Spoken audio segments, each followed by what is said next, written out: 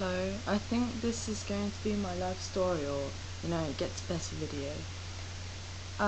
Let's start with, I think, junior school, because in infant school I never knew anything about myself, or, nothing really went on during those times.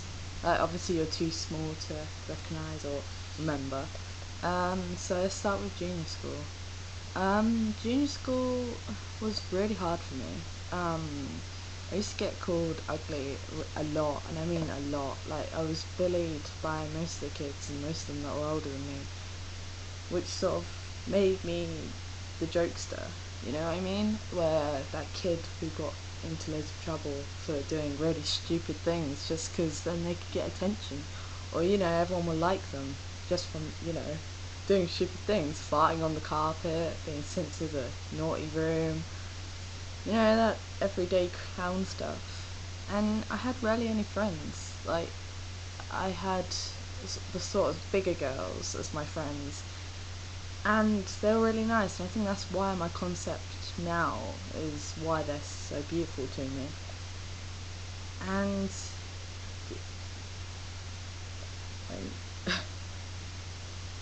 and obviously, because all my friends were girls, it was so awkward. Like, they all went through puberty, and I was quite a late person for puberty.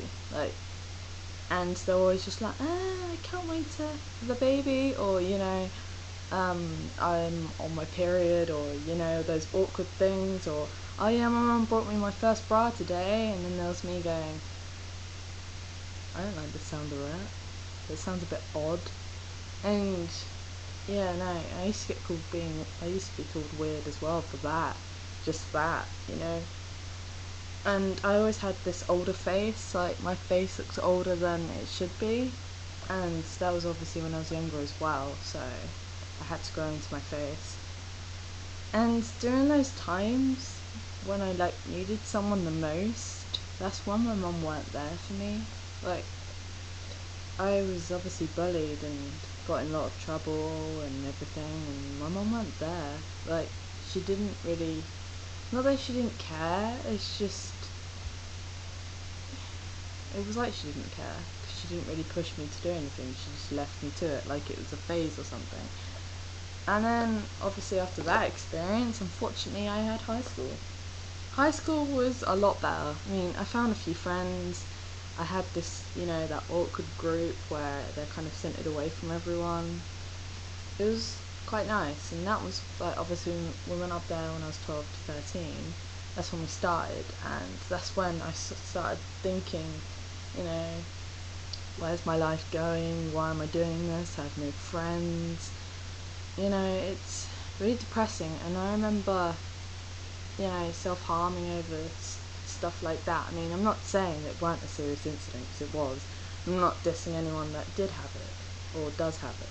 But I went through that too, and, it's really difficult when, no one understands you, and your mum won't understand you, because she doesn't know what you're going through. And, I had no one to be there for me and comfort me, so my mum finally got me a counsellor as I started high school. And I went to there, and I used to write everything down, so the way she'd see it was when I wrote it down, she'd go through my stuff just to know these things. And then one time she said to me, do you want to be a boy? Is that what you're thinking? Because you're always so confused and everything. And I was just like, yeah. And that's how I came out to her and everyone else, because I found out through my mum. But apart from that, high school from there on went a bit, I wouldn't say awkward, but it probably got a lot worse, because during high school years where everyone's always like, you want to be a boy, or you're a he, she, or you're gay, or does that make you a lesbian? That doesn't make any sense, blah blah blah, those stupid rumours. And so I kept being the prankster again until I was about, I'd say about 15, 14, when GCSE started.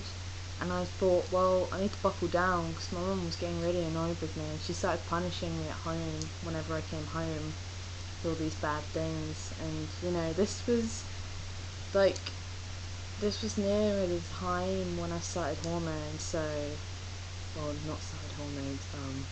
got the hormone blocker.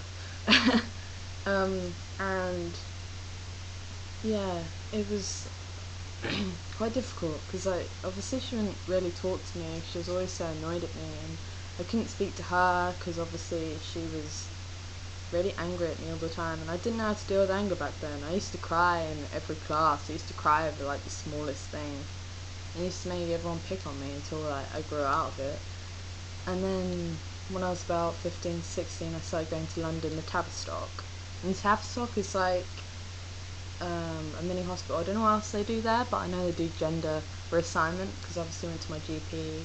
They assigned me to my counsellor to there, and then I eventually went there because I used to get it for free, but they cancelled that. And I started going there, and then they transferred me to the London hospital. I don't know what day that was, but I remember it was a scary day because obviously like blood tests, and I was terrified. Never had anything like that before. Bone density. I was so scared. Then they tested me to see like what my estrogen to testosterone levels were like, and they came up back normal, so there wasn't anything, well, as they would say, wrong with me in that way. Yeah, and since I was going through GCSEs then, my mum weren't really, supporting me. It was really difficult. And then eventually I came out of high school and I was like, well, I really want to go to college. And then I went to college and, my life sort of changed. It sort of developed. And I finally found people that loved me for me, and, they weren't going to leave me behind or like treat me not like them, or it was like a fresh start for me because finally someone would say he without stuttering, or someone would be like, oh, you're a dude, I get it,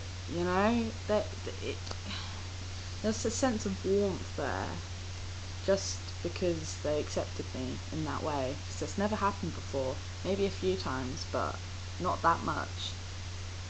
And yeah, I got into relationships. It was a bit awkward. I didn't get used. It was more like he didn't know how to take me at the time. It was horrible. Afterwards I realised that he didn't respect me at all, and yeah. And then I sort of discovered my sexuality a bit more. I've always lent to pansexuality, but it's kind of difficult because I usually use pansexuality as a sort of an excuse to say to someone either I'm not gay or I'm straight, you know what I mean? Because it always confuses everyone. So, and then I discovered that I actually am pansexual. And then during those course of 2 years at college, I've had 2 relationships, and now I'm in a long distance relationship with Chris, who is also FDM. It's really nice.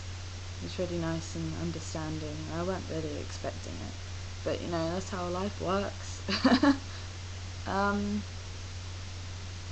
And now I finished, pretty much finished college now. I'm going to obviously be off the hormones in July, and I'll be going to Lincoln University in September because I got into that. But as I was about to say at the end, things do get better. I mean, even if you need to, move schools, or you need to wait. I mean, honestly, wait. I mean, I got where I am through waiting, and I'm through the NHS. I mean, fair enough, it's free care, but I still waited. I waited since I was 13 to get the hormones, until 18 to get T, and I'm currently getting reassigned to the adult services. They are going to tell me if they can do surgery, or talk about that with me. I mean, my mum agreed finally that I could get the chest up during university, which is really nice to know, and that she accepted it, you know what I mean? But yeah, no, as I was saying, it gets better, honestly. We need to all stick together and help each other pull through, or come through the closet, or love each other till the very end, even if we're friends, or maybe more. Honestly, it gets better, I promise. Look at me.